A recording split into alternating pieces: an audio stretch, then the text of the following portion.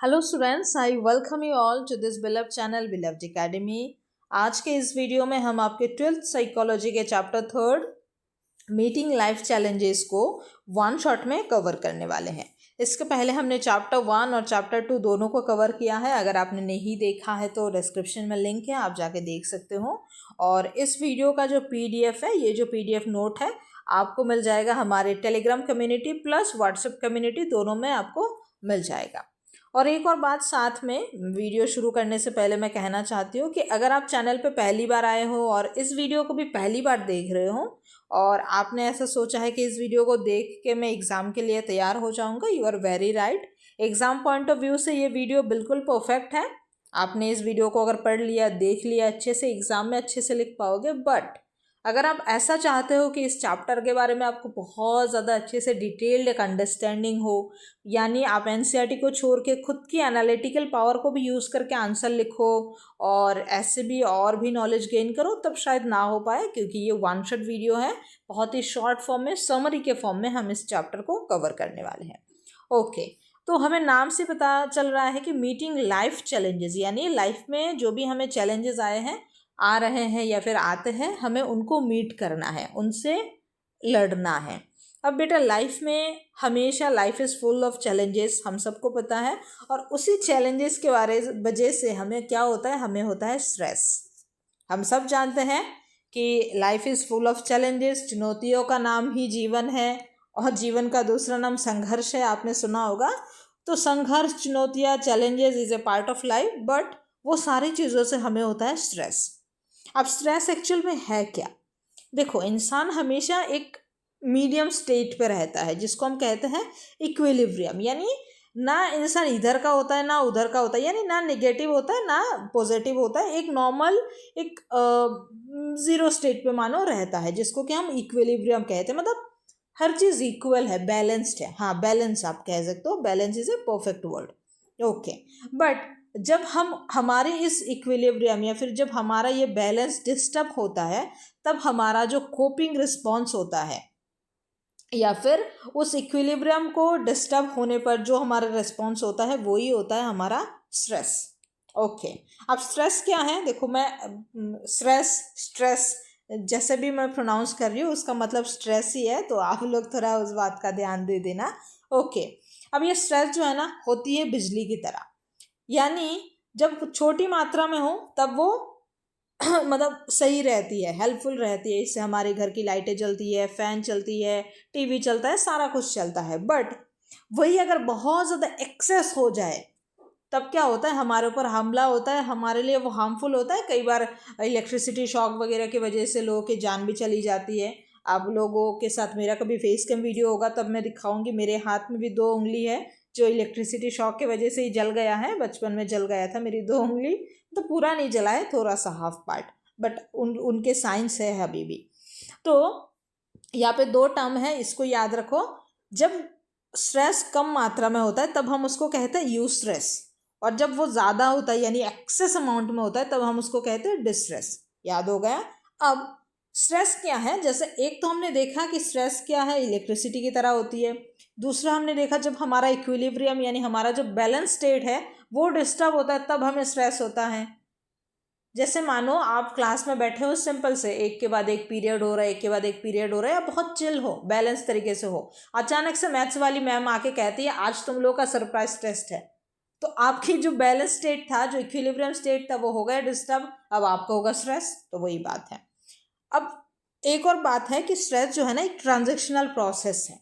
जैसे ट्रांजेक्शन का मतलब क्या है कि डेबिट होना, क्रेडिट होना, पैसे काटना, पैसे आना, उसको हम जनरली ट्रांजेक्शन कहते हैं। और ये ट्रांजेक्शन किसके बीच है? Between individual and environment. Environment और इंडिविजुअल के बीच में जो ट्रांजेक्शन है, उसका भी रिजल्ट है स्ट्रेस। ओके, समझ लिया हमने स्ट्रेस क्या है, पूरा इंट्रो हमको अच्छे से समझ आ गया। अब हम चलते हैं थोड़े इसके डीप में, थोड़े डेप्थ में जाके देखते हैं कि स्ट्रेस का नेचर क्या है। अब हम ये नेक्स्ट टॉपिक में अपना स्ट्रेस का क्या नेचर है, उसके कितने टाइप होते हैं, और क्या सोर्सेज ऑफ स्ट्रेस है, यानी ये जो स्ट्रेस है, हम जो कह रहे हैं स्ट्रेस स्ट्रेस स्ट्रेस, ये इसका सोर्स क्या है। ओके, तो सबसे पहला ये जो नेचर ऑफ स्ट्रेस में हम देखते हैं, ये स्ट्रेस आया कहाँ से है। तो ये एक वर्ड था लेटिन वर्ड जिसको हम कहते हैं स्ट्रिक्टस यानी टाइट, एंड स्ट्रिंगर यानी टू टाइटन। तो एक था वर्ड टाइट और दूसरा था वर्ड टाइटन, यानी स्ट्रिक्टस और स्ट्रिंगर, इन दो वर्ड से मिलके बना है स्ट्रेस।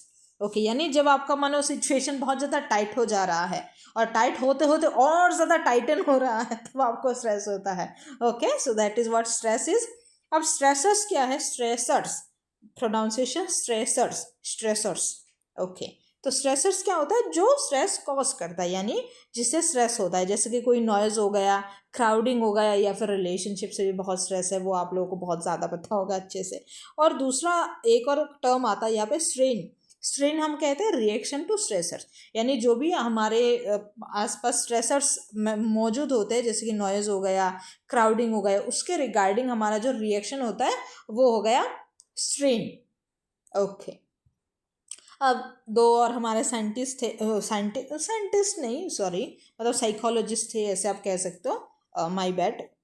तो साइकोलॉजिस्ट में सबसे पहले थे हमारे हैंस सेले। उन्होंने कहा कि स्ट्रेस है एक non specific response of the body to any demand. तो बाहर से कोई भी डिमांड हो, बॉडी का कोई भी स्पेसिफिक ऐसा ज़रूरी नहीं होता है कि कोई स्पेसिफिक रिस्पॉन्स ही हो, कुछ भी एक अचानक सा एक सडन रिस्पॉन्स होता है, उसको भी हम कहते हैं स्ट्रेस, या फिर वो भी स्ट्रेस ही होता है। और दूसरे हमारे एक थे लजेरस, लजारस, लजारुस, अच्छा जो भी नाम है आप मतलब स्पेलिंग याद रखो। So stress depends on cognitive appraisal. तो स्ट्रेस, तो पहले हैंस सेले ने कहा कि स्ट्रेस बाहर में कोई भी डिमांड हो, उसके जो रिस्पॉन्स में हमारा बॉडी का जो रिस्पॉन्स होता है उसको हम कहते हैं स्ट्रेस, जो कि नॉन स्पेसिफिक है, यानी कोई फिक्स नहीं है, बहुत ज़्यादा रैंडम है। ओके, रैंडम सबको पता है। और एक थे हमारे लेजरस, उन्होंने कहा कि स्ट्रेस जो है ना वो डिपेंड करती है हमारी कॉग्निटिव अप्रेजल कैसे है। अब देखो, कॉग्निटिव मतलब सबको पता है, जो मतलब कॉग्निशन से जुड़े हैं, मतलब सोच विचार, हमारी thinking, thought process, mental process, इन सारी चीज़ों से जुड़े हैं।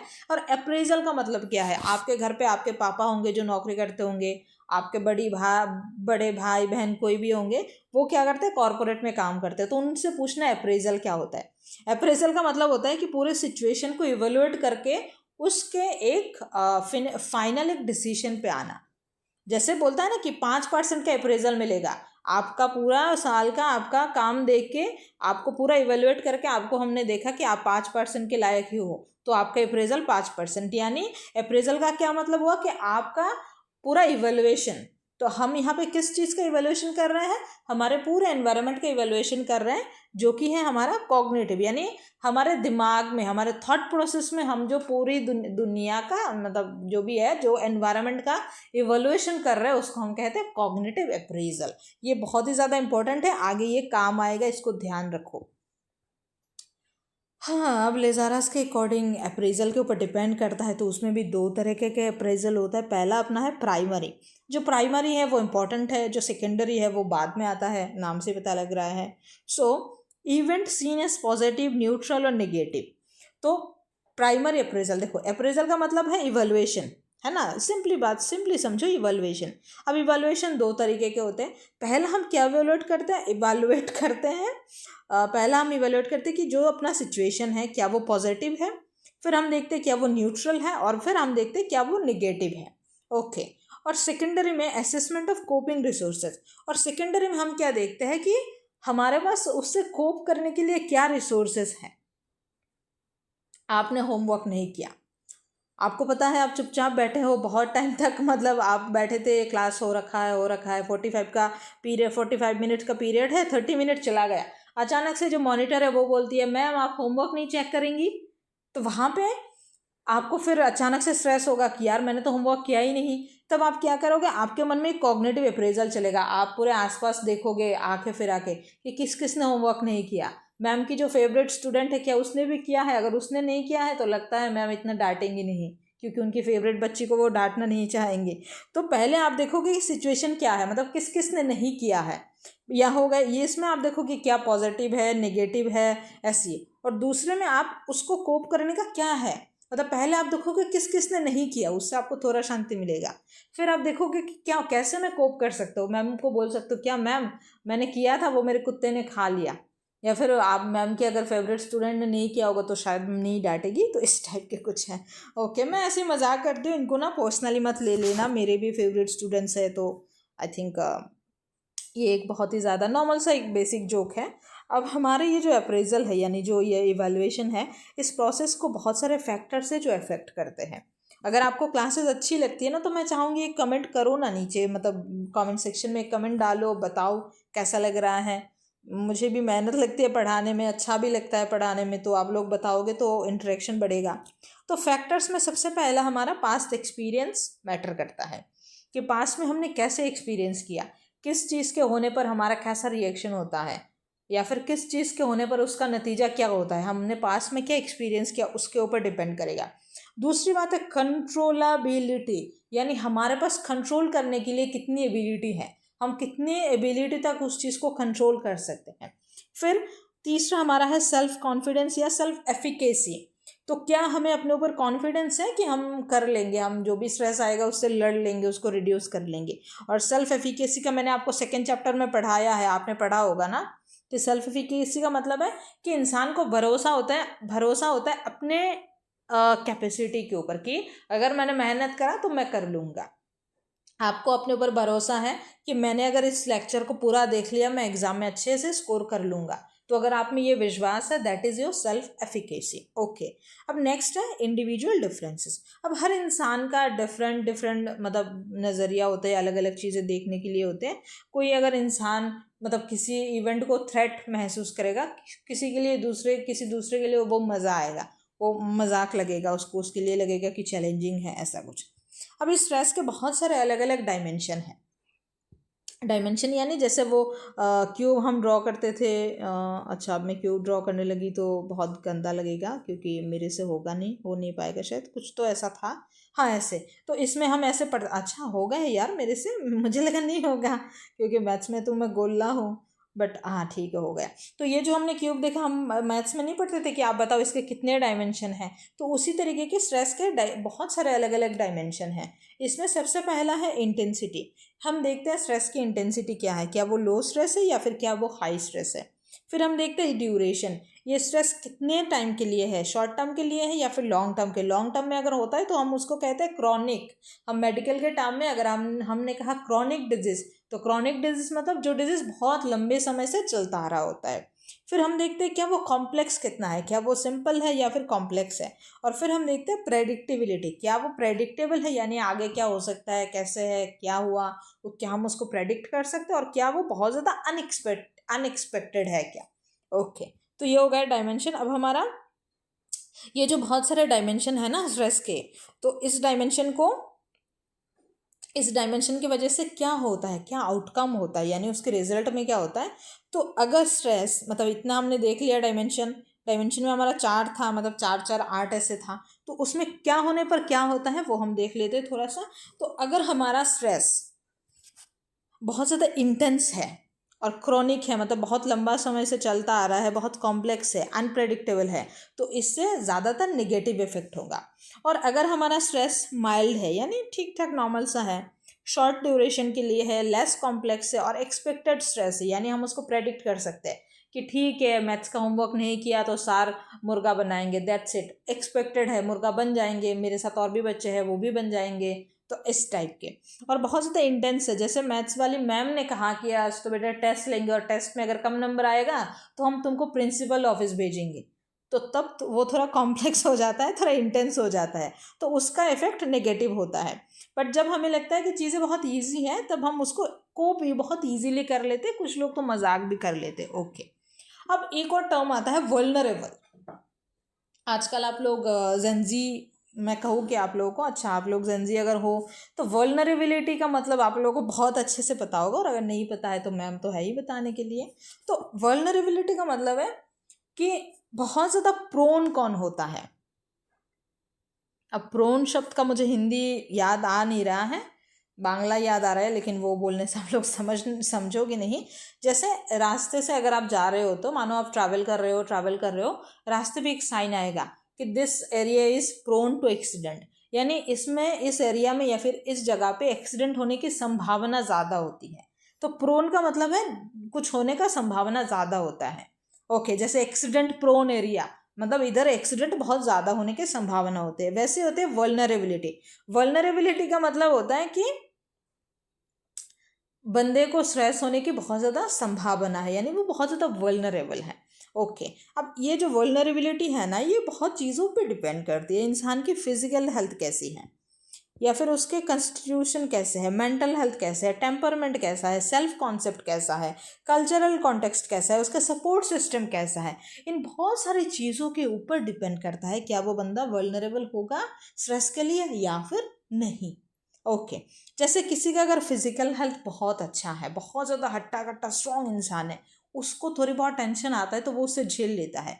लेकिन जो इंसान पहले से ही शरीर से कमज़ोर है, उसको अगर दिमाग से भी कमज़ोरी मिलने लगा तो वो तो ख़त्म ही हो जाएगा।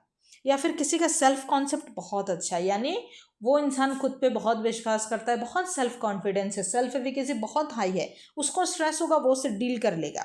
या फिर किसी का सपोर्ट सिस्टम बहुत अच्छा है, यानी उसके घर पे बहुत हेल्दी एनवायरनमेंट है, वो अपने पेरेंट्स से बहुत अच्छे से बात कर सकता है, अपने जो सिबलिंग्स होते हैं यानी अपने जो भाई बहन हैं या फिर बाकी और भी रिलेशन है, सबके साथ बहुत हेल्दी रिलेशन है, तब उस बंदे को कोई टेंशन होगा, कोई स्ट्रेस होगा तो घर पे आएगा तो खिलखिला के सब कुछ ख़त्म हो जाएगा।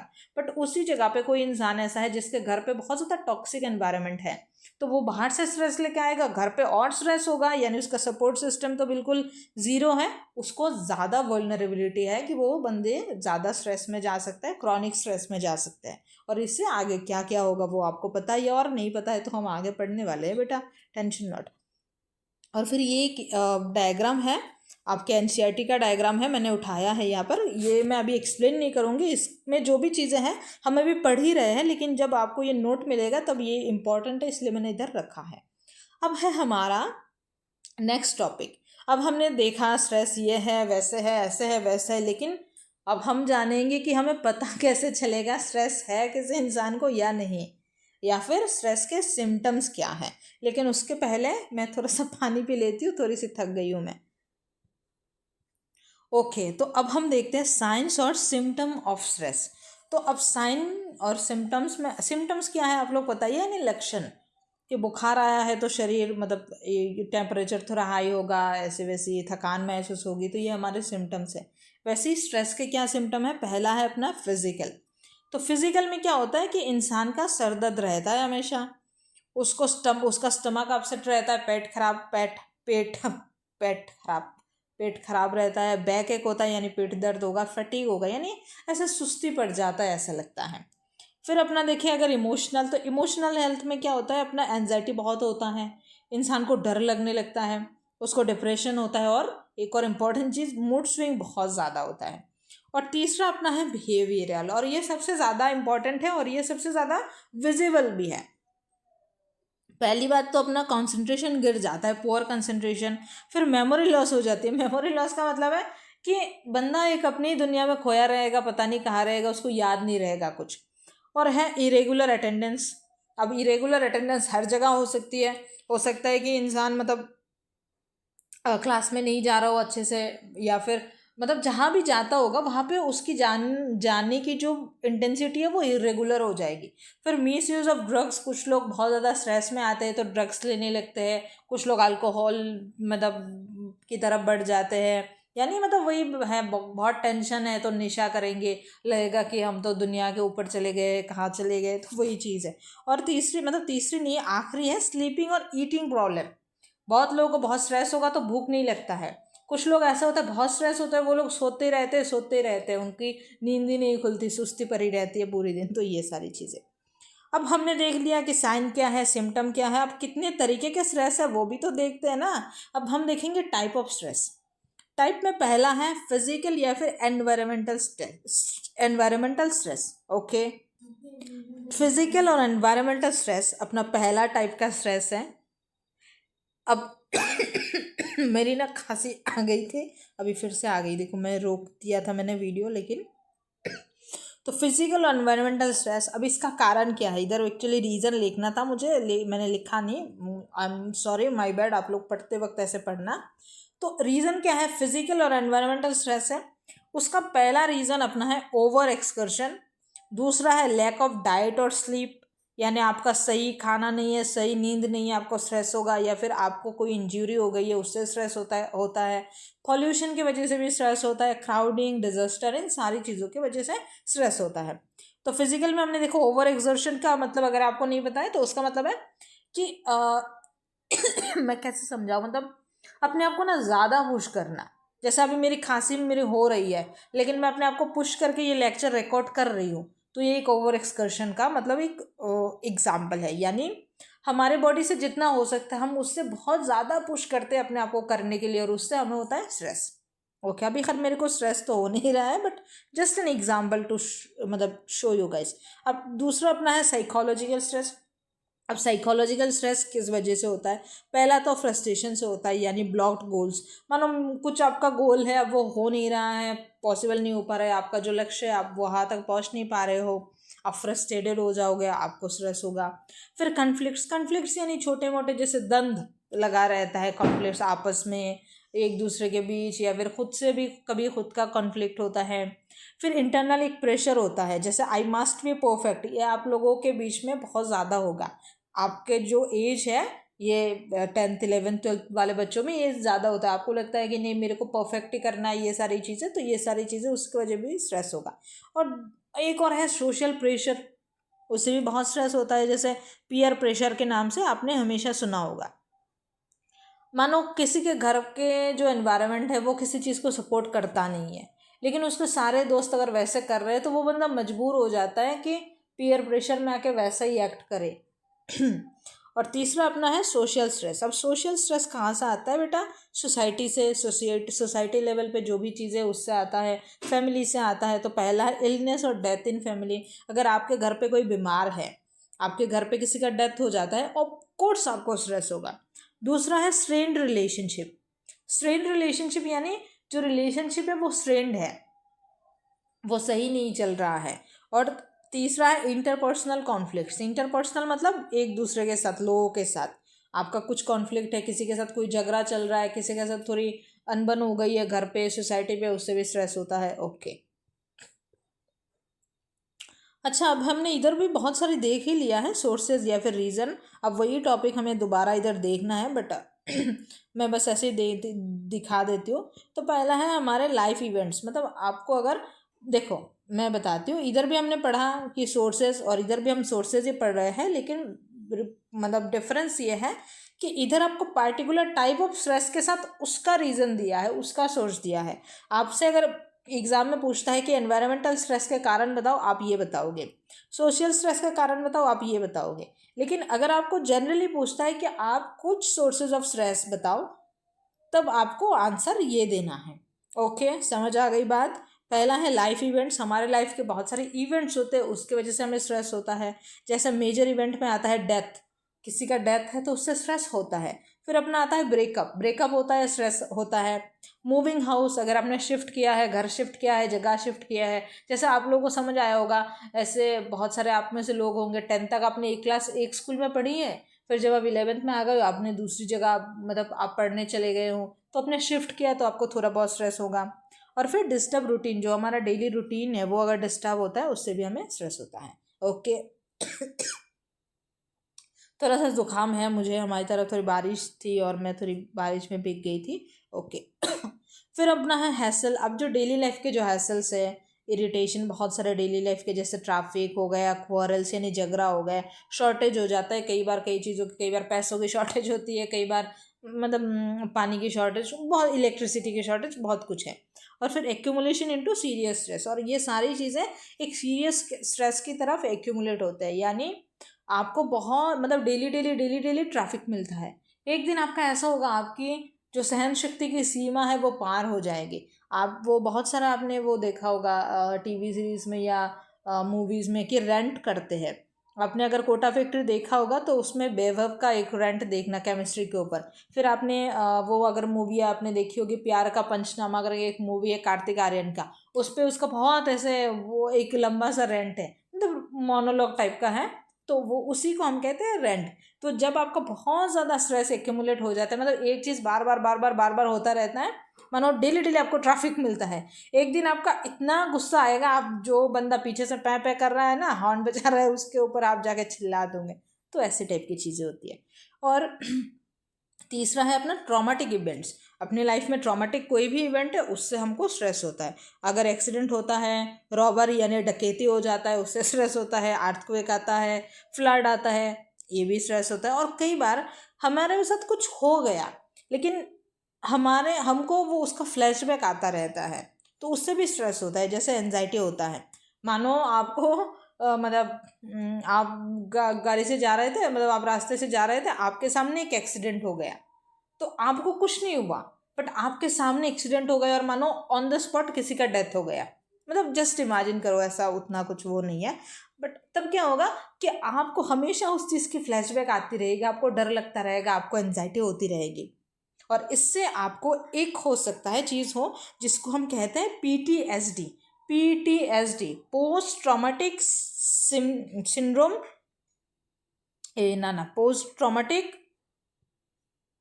पोस्ट ट्रॉमेटिक स्ट्रेस डिसऑर्डर हम इसको कहते हैं। अच्छा, post traumatic stress disorder, okay. मैं कई बार ऐसे बहुत मतलब बोल रही हूँ तो कई बार मैं ब्लैंक हो जाती हूँ। Okay, so it is post traumatic stress syndrome, stress disorder symptoms. तो ये कहाँ से होता है?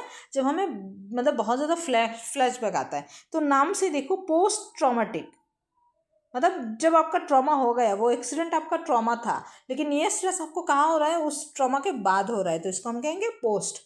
जैसे हमारा क्या होता है, एग्जाम अगर पीछे चला जाता है हम उसको कहते हैं पोस्टपोन, और आगे आ जाते हैं तो हम उसको कहते हैं प्रीपोन। तो जो पोस्ट है वो बाद का, और प्री का मतलब पहले का। आप लोगों को मैं साइकोलॉजी के साथ साथ इंग्लिश भी पढ़ाती हूँ, मैं कितनी अच्छी हूँ, आप लोग मेरे लिए कुछ अच्छा कमेंट करो। ओके अब है एक इम्पॉर्टेंट टॉपिक। अब ये जो हमारा स्ट्रेस है ना, इससे हमारा साइकोलॉजिकल फंक्शनिंग और हेल्थ में क्या क्या दिक्कतें आती है, अब हम बेटा उसको देखते हैं। तो सबसे पहली बात हमें क्या होता है, हमें होता है इमोशनल इफेक्ट्स। इमोशनल इफेक्ट्स में हमें एंजाइटी होती है, depression, mood swing, loss of confidence, ये सारी चीज़ें होती है। देखो, ये बहुत ही कॉमन सेंस वाला चैप्टर है, बहुत ही ईजी है। आप थोड़ी बातें याद रखोगे तो हर जगह आप एक ही चीज़ को चिपका सकते हो। This is a trick, actual में ऐसी नहीं है। अब दूसरा है फिजियोलॉजिकल। तो फिजियोलॉजिकल का मतलब है जहाँ पे फिजियोलॉजिकल आ गया वहाँ पे आप समझना body related, human body related. तो पहला होता है अपना हार्मोनल चेंजेस। ये आप स्पेसिफिकली जैसे एड्रिनल हार्मोन का, या फिर कॉर्टिजल का वो होता है स्ट्रेस हार्मोन। तो ये सारी चीज़ों का बढ़ना, और या फिर आपने बहुत बार मतलब स्पेसिफिकली गर्ल्स में होता है, बहुत ज़्यादा स्ट्रेस वगैरह होता है तो उनको PCOD, PCOS, ये सारी चीज़ें भी होती है, और ये हार्मोनल इम्बेलेंस की वजह से होता है। फिर इंक्रीज हार्ट रेट इंक्रीज होना, BP यानी ब्लड प्रेशर, और फाइट और फ्लाइट का रिस्पॉन्स होना, तो ये सारी चीज़ें। बहुत खांसी जुकाम हो रखा है। फिर अपना है कॉग्निटिव इफेक्ट्स। तो कॉग्निटिव इफेक्ट्स में मतलब यानी हमारे मेंटल लेवल पे क्या होती है, हमारी कंसंट्रेशन लेवल घट जाती है, मेमोरी मतलब लॉस होने का होता है, और फॉल्टी डिसीजन मेकिंग, यानी हम कुछ ऐसे डिसीजन ले लेते हैं जो सही नहीं है, फॉल्ट होता है उसमें। और अपना चौथा है बिहेवियरल इफेक्ट्स। अब हमारे बिहेवियर में क्या चेंजेस आते हैं अगर बहुत स्ट्रेस हो? तो पहली बात तो एडिक्टिव हैबिट्स, यानी हम अल्कोहल की तरफ, या फिर स्मोकिंग की तरफ, ड्रग्स की तरफ आगे बढ़ने लगते हैं कुछ लोग। जैसे ऑफिस में आपने देखा होगा, बहुत स्ट्रेस हो रहा है, चल सुट्टा मार के आते हैं, सुट्टा ब्रेक लेते हैं, तो सुट्टा इज़ व्हाट? स्मोकिंग। तो वही बात है। तो वो किस लिए जाते हैं? क्योंकि उनको काम का स्ट्रेस होता है। यानी आप उससे रिलेट करो कि काम का स्ट्रेस होता है तो स्ट्रेस से बंदा स्मोकिंग की तरफ जाता है। और फिर होता है डिसरप्टेड स्लीप, यानी स्लीप ख़राब होती है, और एब्सेंटीज़म बढ़ता है, लो परफॉर्मेंस। ये सारी चीज़ें हमने तो पहले भी पढ़ी है, वही चीज़ें हैं, बस दोहराना है। मतलब अलग अलग टॉपिक के अंदर अलग अलग वही सेम चीज़ आ रहा है, कॉन्सेप्ट, उसको हम दोहरा रहे हैं। अब स्ट्रेस, अब तो हमने देखो ओवरऑल क्या होता है, अब स्ट्रेस से हमारी हेल्थ के क्या असर पड़ती है वो हम देखते हैं। पहली बात प्रोलॉन्ग स्ट्रेस है। प्रोलॉन्ग यानी जो क्या है लंबे समय तक, क्रॉनिक, लॉन्ग टर्म।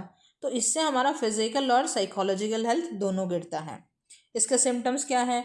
वही बात है बेटा, स्टोमक अपसेट हो जाता है, फटीग हो जाता है, इरिटेबिलिटी होती है, हेल्पलेसनेस महसूस होती है, बहुत ज़्यादा स्ट्रेस है। आपको लगेगा मैं कितनी मतलब अकेली हूँ, कोई नहीं है मेरे को हेल्प करने वाला, मैं तो बीच समुद्र में फंस गई हूँ। और उधर ही एक कॉन्सेप्ट निकल के आता है जिसको हम कहते हैं बर्नआउट। ये बहुत इंपॉर्टेंट है इसको मैंने अलग से हाईलाइट किया है। सो बर्नआउट एक state of physical, emotional and psychological exhaustion है जो कि प्रोलॉन्ग स्ट्रेस की वजह से होता है। यानी एक मिनट रुक जाओ, मैं थोड़ा गला अच्छे से साफ करती हूँ। तो बर्नआउट एक ऐसी स्थिति होती है जब आप हर तरीके से एग्जॉस्टेड हो जाते हो, यानी आप फिजिकली एग्जॉस्टेड होते हो, इमोशनली साइकोलॉजिकली एग्जॉस्टेड होते हो, तब हम कहेंगे आप बर्नआउट हो चुके हो। जैसे कि अभी मानो जैसे मैं अभी मेरे को जुकाम हो रहा है, खांसी हो रहा है, तो मैं आप लोगों को पढ़ाते पढ़ाते मैं फिजिकली एग्जॉस्टेड हो रही हूँ, तो इससे मुझे थोड़ा सा स्ट्रेस हो रहा है, लेकिन मैं इमोशनली एग्जॉस्टेड नहीं हूँ, मुझे पढ़ाना अभी भी अच्छा लग रहा है। ना तो मैं साइकोलॉजिकली एग्जॉस्टेड हूँ, यानी मेरे दिमाग में ऐसा सोच नहीं आ रहा है मेंटल लेवल पे कि मैं इसको गिव अप कर दूँ, इसको छोड़ दूँ। तो इसका मतलब है कि मैं अभी बर्नआउट नहीं हूँ। तो अगर मैं इमोशनली भी एग्जॉस्टेड हो जाती, जैसे मेरा मन ही नहीं करता आप लोग को पढ़ाने का अभी और इस चैप्टर को कंटिन्यू करने का, या फिर साइकोलॉजिकल यानी मेंटल लेवल पे अगर मैं सोचने लगती, छोड़ देती हूँ, रहने देती हूँ, क्या होगा, तो मैं मान लेते कि मैं एग्जॉस्टेड हो गई, मैं बर्नआउट के स्टेट पे आ गई। ओके, देखो मैं ऐसी ना बातें आप लोगों से करती हूँ कि आप लोग थोड़ा रिलेट करो। मैं चाहूँगी कि इस चीज़ों का थोड़ा आप उल्टा उल्टा वो मत निकालो। ओके, नेक्स्ट हमारा कॉन्सेप्ट है जनरल एडेप्टेशन सिंड्रोम। इसको सेले ने दिया था, हम गैस मॉडल भी इसको बोलते हैं। और इस गैस मॉडल में हमें बताता है कि स्ट्रेस किस तरीके के मतलब किस तरीके से स्ट्रेस का पूरा प्रोसेस चलता है। मतलब हमारे बॉडी ये जो स्ट्रेस को बाहर से आने तक, अंदर आने तक, फिर उससे स्ट्रेस यूज्ड होने तक जो पूरा प्रोसेस है उसको हम कहते हैं मतलब उसको एक मॉडल के थ्रू एक मॉडल के थ्रू हम समझेंगे, और उस मॉडल का नाम है गैस मॉडल। गैस मतलब है जनरल एडाप्टेशन सिंड्रोम। तो देखो मैं बहुत कहती हूँ कि इंग्लिश बहुत इंपॉर्टेंट है आप लोगों को, तो एडाप्टेशन का मतलब आपको पता है ना। एडाप्टेशन का मतलब कि हमारे बॉडी में वो चीज़ कैसे अडेप्ट हो रही है, फिर कैसे हम उस चीज़ से यूज्ड हो रहे हैं, यानी हम उससे उसको अडेप्ट कैसे कर रहे हैं, वो हमारा वो एडाप्टेशन। और सिंड्रोम आपको पता है, आप लोग मतलब लोगों ने पढ़ा होगा, बायो में भी पढ़ा होगा। सिंड्रोम होता है जब बहुत सारा सिम्टम्स एक साथ मिल जाता है ना। मतलब आप सोचो सिम्टम्स, वो एक सिंगल चीज़ को कहेंगे, और बहुत सारा सिम्टम्स अगर हो जाता है तो उसको हम कहते हैं सिंड्रोम, यानी उसको हम प्लूरल फॉर्म में कहेंगे। ओके, तो स्ट्रेस हमारे बॉडी में, हम स्ट्रेस को 3 स्टेप में अडेप्ट करते हैं। पहला स्टेप हुआ रहा हमारा अलार्म स्टेप, जहाँ पे अलार्म बजता है। जैसे अभी अलार्म बजा और हमको लगा कि एक हम ऐसे रिस्पॉन्स स्टेट पे आ गए जहाँ पे हम या तो फाइट करने के लिए रेडी हो गए या फिर फ्लाइट के लिए, यानी हम भागने के लिए रेडी हो गए। यानी अलार्म बजा, सुबह आपको सुबह उठना है, अलार्म बजा तो आप अलर्ट हो गए हो, आपके बॉडी अलर्ट हो गई है कि अभी या तो स्नूज करके सोना है या फिर उठ के रनिंग करने के लिए जाना है, जॉगिंग के लिए जाना है।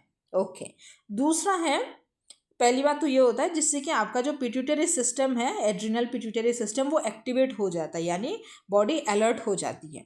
दूसरी बात है रेजिस्टेंस। अब जब आपका बॉडी अलर्ट हो जाएगा और उसको लगेगा कि बाहर से कोई खतरा आपकी तरफ आ रहा है, तो बॉडी क्या करने का सोचेगा, बॉडी उसको कोप करने का सोचेगा, और वहाँ पे आपका जो पैरासिम्पैथेटिक सिस्टम है वो इस चीज़ को रेगुलेट करेगा। इस चीज़ को याद रखना। वैसे ये बायोलॉजिकल कॉन्सेप्ट है, बट मैं उतना डीप में जाऊंगी नहीं, जब हम डिटेल चैप्टर पढ़ेंगे तब हम डीपली पढ़ेंगे। और तीसरा स्टेज मतलब पहले हम अलर्ट हो गए, हमने सावधानी बरत ली। दूसरी बात, हमने इसको रेजिस्ट किया, रोकने की कोशिश की। और तीसरी बात, जब हम उसको रेजिस्ट करते करते ड्रेन हो जाते हैं, यानी थक जाते हैं, हम बहुत ज़्यादा वल्नरेबल हो जाते हैं कि वो चीज़ हमारे में आ जाए और हमारी जो इलनेस है वो इंक्रीज हो जाए, यानी हम बीमार थोड़ा ज़्यादा पड़ने लगे। ओके, तो सीधी बात, पहला स्टेज में हम अलर्ट होते हैं और हमारा एड्रिनल पिट्यूटरी सिस्टम एक्टिव होता है। दूसरी बात, हम रेजिस्ट करने की कोशिश करते हैं, उसको रोकने की कोशिश करते हैं, कोप करने की कोशिश करते हैं उससे, तब हमारा पैरासिम्पैथेटिक सिस्टम रेगुलेट करता है उस चीज़ को। और तीसरी बात, जब हम पूरा थक हार जाते हैं, यानी हम एग्जॉस्टेड हो जाते हैं। और ये कब होता है, जब हमारी कोप करने की सारी रिसोर्सेस हमारी ड्रेन हो जाती है, यानी मतलब सारा ख़त्म हो जाता है, आप ऐसे सोचो, एनर्जी वगैरह, तब हम ज़्यादा वल्नरेबल हो जाते हैं। ओके, अब हमारा नेक्स्ट टॉपिक है स्ट्रेस एंड इम्यूनो सिस्टम। बहुत इंपॉर्टेंट टॉपिक है, आपको एग्ज़ाम के लिए भी इम्पॉर्टेंट है, ख़ुद को जानने के लिए भी बहुत इंपॉर्टेंट है कि स्ट्रेस से हमारा फिज़िकल हेल्थ कैसे ख़राब होता है, हमारा इम्यूनो सिस्टम कैसे ख़राब होता है, ये आपको जानना है। तो इम्यूनो सिस्टम होता क्या है? इम्यूनो सिस्टम होता है हमारा बॉडी का वो गार्ड जो हमारे इंटरनल और एक्सटर्नल अटैकर से हमें बचाता है। तो इसमें क्या होता है कि जैसे हमारी बॉडी क्या करती है, एंटीबॉडीज़ बनाती हैं, जो कि बाहर से आने वाली जो एंटीजन होती है, जो वायरस वगैरह होते हैं, जो भी कुछ होता है उसको मार देता है, ऐसे करते हैं। मतलब ये एक तरीके से हमारे बॉडी में एक सोल्जर की तरह रहते हैं जो एंटीबॉडीज़ है, और बाहर से कोई भी दुश्मन आ रहा होता है तो उसको टिचकाव टिचकाव करके उसको मार गिराता है। तो इसी को जो इम्यून सिस्टम है वो पूरा सिस्टम है, आप समझ लो। अब यहाँ पे एक टर्म आता है, मतलब जो हमारी इस मतलब जो माइंड का, ब्रेन का, ये स्ट्रेस का और इम्यून सिस्टम का जो लिंक है, ये सारे टर्म को, मतलब इस सारे कॉन्सेप्ट्स को जो हम जिस पार्ट में पढ़ते हैं अपने साइंस के, उसको हम कहते हैं psycho neuro immunology. Psycho neuro immunology, psycho neuro immunology, जो कि स्टडी करता है link between mind, brain and immune system, specially stress effect. Stress के इफेक्ट्स को ज़्यादातर ये स्टडी करता है। ओके, अब यहाँ पे जो है हमारा बॉडी में जो मेन, मतलब जो ये सारी चीज़ों का काम करते हैं, जो गार्ड का काम करता है या फिर हमारे बॉडी को प्रोटेक्ट करने का काम करता है, वो होता है हमारा वाइट ब्लड सेल, जिसको कि हम लोग शॉर्ट में WBC कहते हैं, वाइट ब्लड सेल। और एक दूसरा होता है ना रेड ब्लड सेल, RBC हम इसको कहते हैं, बायो में आपने पढ़ा होगा। और इनको हम कहते हैं ल्यूकोसाइट्स। ओके, जो हमारा वाइट ब्लड सेल है ना, इसको हम कहते हैं ल्यूकोसाइट्स। अब ये जो ल्यूकोसाइट क्या करता है, आइडेंटिफाई एंड डिस्ट्रॉय एंटीजन, जो एंटीजन बाहर से आता है, जो फॉरेन बॉडीज आती है जैसे वायरस, उनको डिस्ट्रॉय करता है, और आपको आपके बॉडी में या फिर हमारे बॉडी में एंटीबॉडीज़ को प्रोड्यूस करते हैं। ओके, एंटीबॉडीज़ यानी जो एंटीजन से लड़ती है। एक बहुत ही प्यारा सा डायग्राम है बायो में, मुझे याद नहीं आ रहा है, आता तो मैं अभी ड्रॉ करती शायद। तो इसमें भी जो WBC है ना, ल्यूकोसाइट्स, उनके बहुत सारे टाइप्स होते हैं, जो मतलब अलग अलग सेल अलग अलग क्या करता है, किसको कौन टारगेट करता है, ये सारी चीज़ें। तो इसमें सबसे पहला हमारा आता है T सेल। तो T सेल जो हमारे बॉडी में इन्वेडर्स रहते हैं उनको डिस्ट्रॉय करता है, जो इन्वेडर्स आते हैं उनको डिस्ट्रॉय करता है। फिर हमारा आता है T हेल्पर सेल। तो ये क्या करता है, हमारा जो इम्यूनोलॉजिकल एक्टिविटी है उसको बढ़ा देता है। जैसे अगर एड्स होता है तो वो HIV को अटैक करता है। ओके, फिर हमारे होते हैं B सेल। B सेल क्या करते हैं, एंटीबॉडी को प्रोड्यूस करती है। और फिर हमारे बॉडी में होते हैं नेचुरल किलर सेल, जिसको कि हम कहते हैं साइटोटॉक्सिसिटी, उसको जो कि हमारे बॉडी में जो वायरस है, जो ट्यूमर्स है, उनसे फाइट करती हैं। ओके, अब यहाँ पे एक चीज़ इंपॉर्टेंट है, इसको आपको याद रखना है। इसको मैं थोड़ा अलग कलर से किया है तो मैं एक अलग कलर चूज़ कर लेती हूँ। ओके, तो इसमें स्ट्रेस जो है हमारे बॉडी में क्या करता है, जो हमारा जो नेचुरल किलर सेल है ना, साइटोटॉक्सिसिटी, उसको किल कर देता है, उसको बहुत ज़्यादा इफेक्ट करता है। मतलब सेल को किल नहीं कर देता, उसको इफेक्ट करता है, जिसकी वजह से हम बहुत ज़्यादा प्रोन हो जाते हैं कि इन्फेक्शन से और कैंसर से। यानी बहुत ज़्यादा स्ट्रेस अगर होगा तो हमारी बॉडी में जो नेचुरल किलर सेल है उन पर इफेक्ट पड़ेगा, और हम इन्फेक्शन से और कैंसर के लिए बहुत ज़्यादा प्रोन हो जाएंगे, बहुत ज़्यादा वल्नरेबल हो जाएंगे। ओके, अब इसको आप पूरा याद रखो, सिंपल आप याद रखो, जैसे एक ट्रिक, मतलब एक टेबल टाइप का है, बस वही है कि पहले हमारे अंदर निगेटिव इमोशन, मतलब ये प्रोसेस होता कैसे, ये लूप जो है ना ये चलता कैसे है। तो पहले क्या होता है, सबसे पहली बात तो हमारे में नेगेटिव इमोशन आती है, उससे हमारे बॉडी में स्ट्रेस हार्मोन रिलीज होता है, स्ट्रेस हार्मोन से हमारा इम्यून सिस्टम ख़राब होता है, हमारा इम्यून सिस्टम ख़राब होता है तो हमारी मेंटल हेल्थ ख़राब होती है, जिससे कि हमारे fears, mood swings, phobias, hopelessness होती है, और हमारी फिजिकल हेल्थ भी ख़राब होती है, जैसे पैनिक अटैक वगैरह हमें आता रहता है। तो पहली बात, हमारे नेगेटिव इमोशन आया, नेगेटिव से हमारा बढ़ा स्ट्रेस, स्ट्रेस से हमारा हुआ वीक हुआ इम्यून सिस्टम, और इम्यून सिस्टम वीक हुआ यानी हम बीमार पड़ने के लिए ज़्यादा प्रोन हो गए। इसलिए सब चीज़ का जड़ क्या है, स्ट्रेस है, या फिर हमारे शारीरिक बीमार पड़ने का एक जड़ स्ट्रेस हो सकता है। ओके, अब इसमें एक और कॉन्सेप्ट है लाइफस्टाइल। अब हमारे जो लाइफस्टाइल है ना वो भी स्ट्रेस को बहुत ज़्यादा तरीके से मतलब अफेक्ट करता है, स्ट्रेस पर बहुत प्रभाव है उसका। अब इसमें क्या है, थोड़ा सा हम इस कॉन्सेप्ट पर दृष्टि डाल देते हैं, उसके बाद हम कोपिंग मेथड पे चलेंगे, वही हमारा लास्ट टॉपिक होगा। तो जो स्ट्रेस इंडिविजुअल है वो ज़्यादातर चांसेस है कि वो पैथोजन की तरफ एक्सपोज हो जाए, और पैथोजन वो होते हैं जो हमें फिजिकल इलनेस मतलब हमारे बॉडी में कॉज करते हैं। यानी वही बात है कि ज़्यादा स्ट्रेस होने वाले बंदे को बीमार पड़ने की चांसेस ज़्यादा होती हैं। People who are stress have poor nutritional habit, जिनकी न्यूट्रिशनल हैबिट ख़राब होती है, जो स्ट्रेस में होते हैं, उनकी नींद थोड़ी कम होती हैं, and less likely to engage in health risking behaviours like smoking sleepless मतलब कम सोते हैं, और ज़्यादा चांसेस होते हैं कि वो लोग हेल्थ रिस्किंग बिहेवियर से एंगेज कर जाए, जिससे कि स्मोकिंग या फिर अल्कोहल एब्यूज़ या फिर ड्रग एब्यूज़। वही बात है ना बेटा, एक ही बात है, घुमा फिरा के अलग अलग कॉन्सेप्ट में हम पढ़ रहे हैं।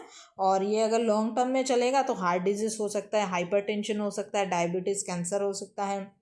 और वही जगह पे हम इस चीज़ को चेंज कर सकते हैं कुछ हेल्दी लाइफस्टाइल बना के। हेल्दी लाइफस्टाइल में क्या आएगा, हमने बैलेंस डाइट ली, हमने एक्सरसाइज की, पॉजिटिव थिंकिंग किया, फैमिली सपोर्ट किया, तो इससे हमारा जो वेलबींग है वो प्रमोट होगा, यानी अच्छा होगा। ओके, अब नेक्स्ट और हमारा लास्ट टॉपिक हमारा है, अब इसके बाद हमारा चैप्टर 4 इधर से पीछे से थोड़ा आ रहा है, वैसे ये कंप्लीट हुआ नहीं है, मैं इसको कंप्लीट करने के बाद पूरा वीडियो रिकॉर्ड करती हूँ। अब नेक्स्ट टॉपिक है कोपिंग विद स्ट्रेस। अब बेटा हमने स्ट्रेस के बारे में इतना कुछ पढ़ा, इतनी मतलब हमारे लिए ख़तरनाक है ये स्ट्रेस, अब इसको कोप कैसे करना है वो भी तो हमें जानना है ना।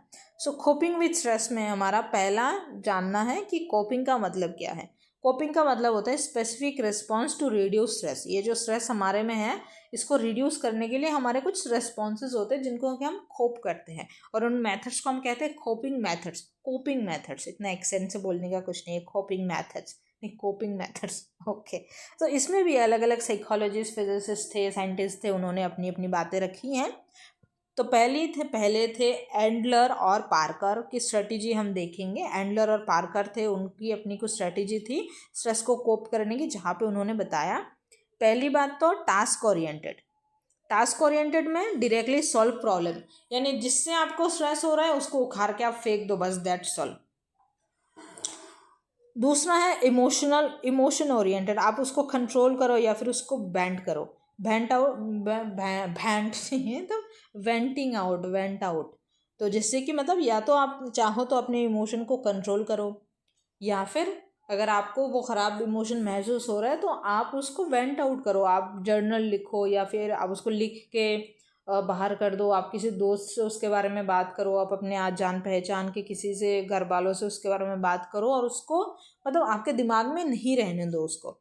और तीसरी बात है अवॉइडेंस ओरिएंटेड, यानी डिनाई, मिनिमाइज स्ट्रेस या फिर डिस्ट्रैक्ट। और तीसरे मेथड में आप उसको मिनिमाइज ही कर दो, डिनाई ही कर दो, उसको इग्नोर करो, अवॉइड करो और उससे डिस्ट्रैक्ट करो। तो वही बात है, ये चीज़ ज़िंदगी में भी काम आता है।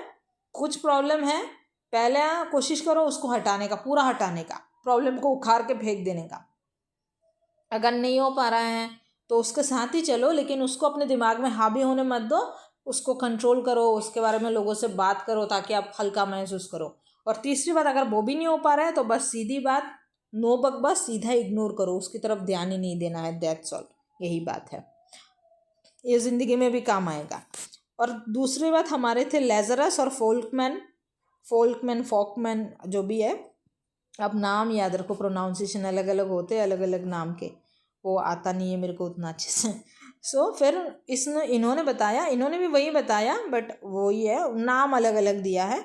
इन्होंने बताया कि प्रॉब्लम फोकस्ड कोपिंग, यानी जो स्ट्रेसर है, यानी जो प्रॉब्लम है उसको आप चेंज कर दो, प्लान करो, उसका एक्शन लो और उसी को चेंज कर दो। मतलब पहले टास्क ओरिएंटेड में बोला कि डायरेक्टली सॉल्व कर दो, उसको उखाड़ के फेंक दो, लेकिन लेज़रस और फोकमैन जो थे उन्होंने कहा कि नहीं बेटा, फेंको मत, आप चाहो तो उसको चेंज कर दो। और दूसरा है इमोशन फोकस, वही बात है, रेगुलेट इमोशन करो, वेंटिंग करो, डिस्ट्रैक्ट करो अपने आप को, वही बात है। अब स्ट्रेस को हमने तो देखा, स्ट्रेस से कोप करने के मेथड। अब मानो कि स्ट्रेस से हम कोप नहीं कर पाए, अब स्ट्रेस ज़िंदगी का हिस्सा है। अब मैं रोज़ ऑफिस जाती हूँ, मैं ना चाह कर भी ऐसा नहीं कर सकती कि मैं बिना ऑफिस जाए घर बैठी रहूँ, मैं जा रही हूँ ऑटो से तो मुझे ट्रैफिक मिलेगा ही मिलेगा, उस पर मैं कुछ नहीं कर सकती, यानी मैं कंट्रोल भी नहीं कर सकती, प्रॉब्लम को मैं मतलब उखाड़ के भी नहीं फेंक सकती। तब मेरे को क्या करना होगा, इधर हमने पढ़ा अवॉइडेंस ओरिएंटेड, यानी हमें कुछ ऐसी करनी होगी चीज़ें जिससे हम उस चीज़ को अवॉइड करें और अपने आप को डिस्ट्रैक्ट करें उस स्ट्रेस से। अब वो हम कैसे कर सकते हैं, वो हम करेंगे स्ट्रेस मैनेजमेंट टेक्निक से, यानी हम उस स्ट्रेस को मैनेज करने की कोशिश करेंगे। ओके, समझ आ रहा होगा अच्छे से, नहीं भी आ रहा होगा तब भी कमेंट करके बताओ, आ रहा होगा तब भी बताओ यार। पहली बात तो अपन रिलैक्सेशन करेंगे, डीप ब्रीदिंग करेंगे, मसल को रिलैक्स होने देंगे, उस स्ट्रेस को लेंगे ही नहीं। दूसरी बात, हम मेडिटेशन कर सकते हैं, तो मेडिटेट भी करेंगे, अपने आप को शांत करेंगे, अटेंशन को फोकस रखेंगे, एक जगह पे माइंडफुल रहेंगे, तभी स्ट्रेस से बच सकते हैं। तीसरा है बायोफीडबैक, यानी हमें जो भी उस फिजियोलॉजिकल रिस्पॉन्स हमें मिल रहा है उसको हम मॉनिटर करेंगे, कंट्रोल करेंगे और देखेंगे क्या हो सकता है, नहीं हो सकता है। चौथी बात है क्रिएटिव विजुअलाइजेशन। आपको स्ट्रेस हो रहा है, आप इमेजिन करो कि आप कुछ और दुनिया में हो। जैसे मानो एक बात है, मैं ऑफिस जा रही हूँ, मैं ऑटो में जा रही हूँ, बहुत ट्रैफिक है, मुझे बहुत स्ट्रेस हो रहा है, तो उस जगह पे मैं इन चीज़ों की तरफ ध्यान ना देके मैं ऐसा सोचने लगी कि जब मेरा प्रमोशन होगा, मेरी सैलरी 10,000 बढ़ जाएगी, 15,000 बढ़ जाएंगी, अभी 30,000 है तब 50,000 हो जाएंगी। तो यानी मैंने इमेजिन किया सक्सेस को, तो इससे मैंने एक तो उससे डिस्ट्रैक्ट हो गई मैं स्ट्रेस से। दूसरी बात, मेरे अंदर कॉन्फिडेंस भी डेवलप हुआ। ओके, पांचवा है cognitive behavioural technique. Cognitive behavioural technique में आप अपना जो कॉग्निशन है उसको चेंज करो, उससे आपका बिहेवियर चेंज हो जाएगा, या फिर आप अपना बिहेवियर चेंज करो, उससे भी आपका कॉग्निशन बदल जाएगा। ओके, यानी आप अगर नेगेटिव थॉट को रिड्यूस करोगे दिमाग में, तब आपका बिहेवियर ज़्यादा पॉजिटिव होगा, और आप ज़्यादा पॉजिटिवली बिहेव करोगे तब आपका दिमाग में भी थोड़ा नेगेटिविटी कम हो जाएगा। ओके, और छठा बात है कि एक्सरसाइज करो, स्विमिंग करो, रनिंग करो, जिससे कि आपका स्ट्रेस मतलब रिड्यूस हो और आप फिजिकली बहुत हेल्दी महसूस करो। जब भी मैं कोई इंपॉर्टेंट चीज़ पढ़ाती हूँ, मेरे पड़ोस वाले का जो एक डॉगी है वो भौंकता है, वो बोलता है अच्छा पढ़ा रहे हो, वो मेरे को क्लैप नहीं, उसको मतलब क्या कहते हैं, उसको प्रेस कर रहा होता है है ना। ओके, अब हम पॉजिटिव हेल्थ को कैसे प्रमोट कर सकते हैं, तो पॉजिटिव हेल्थ को प्रमोट करने के लिए हमारे मैंने क्या बोला, मुझे हंसी आ रही है। अब पॉजिटिव हेल्थ को और वेलबींग को प्रमोट करने के लिए हम अपने अंदर एक स्ट्रेस रेजिस्टेंट पर्सनालिटी बना सकते हैं, यानी हम अपनी पर्सनालिटी को ऐसी बनाएं जिससे कि हमारी पर्सनालिटी से स्ट्रेस मतलब रेजिस्ट हो जाए। अपनी पर्सनालिटी, सेल्फ और पर्सनालिटी चैप्टर 2 के बारे में पढ़ा होगा। चैप्टर 2 बहुत इंपॉर्टेंट है इस चैप्टर के लिए, उसको पहले पढ़ो आप। ओके, तो इस पर एक हमारे थे महान व्यक्ति जिनका नाम था कोबासा, उनका एक कॉन्सेप्ट था हार्डीनेस, यानी आप अपने आप को इतना हार्ड बनाओ जिससे कि आपका लाइफ बहुत ज़्यादा पर्पसफुल लगे, बहुत ही मैनेजेबल लगे, और ये जो छोटी छोटी डिस्ट्रैक्शन होती है ना, जो स्ट्रेस वगैरह होती है, वो आपको कुछ लगे ही नहीं, आप उनको ऐसे रेजिस्ट कर दो। आप एक हार्डी इंसान कैसे बन सकते हो, तो जो हार्डी इंसान होता है उसके अंदर 3C होती है, 3Cs। और पहला होता है कमिटमेंट, कि वो बंदा अपने लाइफ के टूवर्ड्स, अपने गोल्स के टूवर्ड्स कमिटेड होगा। दूसरी बात है कंट्रोल कर पाएगा, अपनी चीज़ों को वो कंट्रोल कर पाएगा। और तीसरी बात है चैलेंज, हर चीज़ को वो चैलेंज की तरह देखेगा और उससे जीतने की कोशिश करेगा, ना कि वो चैलेंज देख के डर के मारे बैठ जाएगा बिगी बिल्ली बन के, वो शेर बन के खड़ा रहेगा। ओके, और अपना अभी हाँ लास्ट टॉपिक है लाइफ स्किल। आप कुछ लाइफ के स्किल देखो जिससे कि आपका स्ट्रेस मतलब थोड़ा कम हो सके। उनमें पहला स्ट्रेस है नहीं, देखो स्ट्रेस बोलते बोलते पहला स्ट्रेस बोल रही हो, नहीं स्ट्रेस नहीं है, पहला स्किल है हमारा असर्टिवनेस, जिससे कि आप कॉन्फिडेंटली खुद को एक्सप्रेस कर पाओ, आप कॉन्फिडेंस आपके अंदर बढ़ेगा।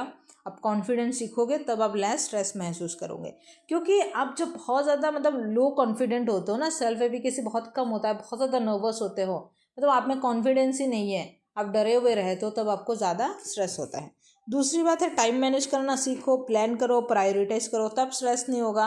अगर आपने असाइनमेंट जब दिया तब बना लिया, प्रोजेक्ट जब दिया तब बना लिया, तब सबमिट डेट पास आने पर आपको स्ट्रेस थोड़ी होगा, नहीं होगा ना। तो आप टाइम को मैनेज करो, स्ट्रेस वैसे ही कम हो जाएगा।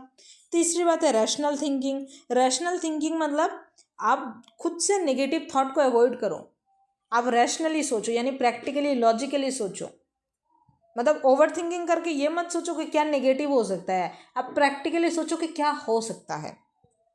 ओके, इम्प्रूविंग रिलेशनशिप, अगर आप रिलेशनशिप इम्प्रूव करोगे तो ये बहुत ही मतलब सिंपल बात है, बहुत ही ईजिली समझ आता है कि अगर हमारे रिलेशनशिप लाइफ में अच्छे होते हैं तब हम बहुत ज़्यादा हेल्दी रहते हैं, क्योंकि दिल में हमारी बातें दबी हुई नहीं रहती है, हम लोगों को बता सकते हैं, एक्सप्रेस कर सकते हैं और उससे हमारा दिल हल्का होता है, तो हम खुश रहते हैं, लाइट रहते हैं। तीसरी नहीं, चौथी है सेल्फ केयर। अब सेल्फ केयर करो, खुद से प्यार करो, सेल्फ लव करो, अच्छा सा रिलैक्स रहो, हेल्दी लाइफस्टाइल बनाओ, आप ऐसे ही खुश रहोगे। और पांचवी चीज़ है ओवरकमिंग अनहेल्पफुल हैबिट्स। जो बातें ना आपको लिए हेल्पफुल नहीं है, जो आपकी आदतें हैं जो कोई काम की नहीं है, आपको कोई मदद नहीं करता, उनको आप छोड़ दो। जैसे कि परफेक्शनिज्म, बहुत लोगों को लगता है कि परफेक्ट ही बनना है, नहीं बनना है आपको मिस्टर परफेक्ट या मिस परफेक्ट, आप जैसे हो नॉर्मली वैसे ही रहो। आप रैशनली सोचो, जो रियल है जो प्रैक्टिकल है उसी की तरफ ध्यान दो। फिर कुछ लोग बहुत ज़्यादा प्रोक्रेस्टिनेट करते हैं कि टालना टालना, नहीं टालो। अगर जैसे मैंने अभी ये टाइम मैनेजमेंट वाली बातों में बोला ना कि असाइनमेंट जब दिया तब ख़त्म कर लिया बिना टाल के, तब आपको स्ट्रेस नहीं होगा। तो एक हैबिट जो है ना, एक स्किल दूसरे स्किल के साथ लिंक होती हैं, और ये भी है कि जब आपका एक ठीक हो जाता है तो धीरे धीरे बाकी चीज़ें भी ठीक होने लगती है। ओके, अब हमारा लास्ट है कि हमारे अंदर कुछ पॉजिटिव हेल्थ फैक्टर्स हम अगर देखें कि कुछ क्या क्या वो फैक्टर्स है जिससे कि हमारा हेल्थ बहुत पॉजिटिव होगा, या फिर हमारी हेल्थ बहुत ज़्यादा इम्प्रूव हो सकती है। तो उनमें वही बातें, पुरानी बातें, डाइट अच्छा करो, एक्सरसाइज करो, पॉजिटिव एटीट्यूड रखो, पॉजिटिव सोच सोचो और सोशल सपोर्ट की तरफ आगे बढ़ो। दैट्स ऑल, यही तक था अपना चैप्टर। अगर आपको ये पीडीएफ चाहिए, पता है आपको कहाँ जाना है, टेलीग्राम कम्युनिटी है अपना, टेलीग्राम कम्युनिटी जिसका नाम है बिलव्ड कम्युनिटी। वहाँ पे मैंने डाल दी है पीडीएफ, आप इसको वहाँ से डाउनलोड कर लेना। दूसरी बात, ये लगभग 1 घंटे का लेक्चर है, मैं 2-3 बार रुक के खांस खुस के ज़ुकाम वुकाम में आप लोगों को मैंने पढ़ाया है, और मेरे हिसाब से मैंने बहुत सही पढ़ाया है। मुझे लगता है कि जैसे वन शॉट में जैसे लोग करवाते हैं कि बहुत बस पढ़ देते हैं नोट्स को, मैंने वैसे नहीं करवाया है। मेरे हिसाब से जितना एक्सप्लेन करना चाहिए उतना मैंने करवाया है। और मैंने कहा था कि शायद आप पहले की एनालाइज करके एनालिटिकल आंसर ना भी लिख पाओ, बट अभी मुझे लगता है मैंने इतना समझा दिया है कि आप एनालिटिकल तरीके से, केस स्टडी तरीके से भी आप आंसर लिख पाओगे। तो इतना जो मैंने किया, मैं चाहूँगी कि आप एक कमेंट करो कि कैसा लगा, नहीं लगा। इसका वजह यह है क्योंकि मैं ऑफलाइन में बहुत टाइम तक पढ़ाती थी, बट ऑनलाइन फुल टाइम मैंने पढ़ाना अभी इसी सेशन से शुरू किया है। तो आप लोग अगर थोड़ा बहुत फीडबैक मिल जाता है तो मुझे भी समझ आता है कि क्या सही है, क्या नहीं है, क्या करना चाहिए, नहीं करना चाहिए। क्योंकि जो मेरे ऑफलाइन के बच्चे हैं उनसे तो मैं सीधा पूछती हूँ ये सही है, नहीं है, कैसा लग रहा है, नहीं लग रहा है। बट आप लोगों से तो मेरी फेस टू फेस मुलाकात होती नहीं है, तो मुझे समझ नहीं आता है आप लोगों को क्या सही लगता है, क्या गलत, क्या अच्छा, क्या बुरा। तो थोड़ी बहुत अपनी पसंद नापसंद के बारे में बताओ मुझे भी समझ आए। So that's all, thank you so much. मेरी कोई भी बातों का बुरा मत मानना, और ऐसे मत कुछ ख़राब अगर लगे बता देना कमेंट में, मैं आगे से उन चीज़ों को नहीं दोहराऊँगी। That's all. और वैसे मुझे लगता नहीं है मैंने कुछ ऐसा कुछ कहा है ख़राब लगने लग जैसा, बट ठीक है, थैंक यू।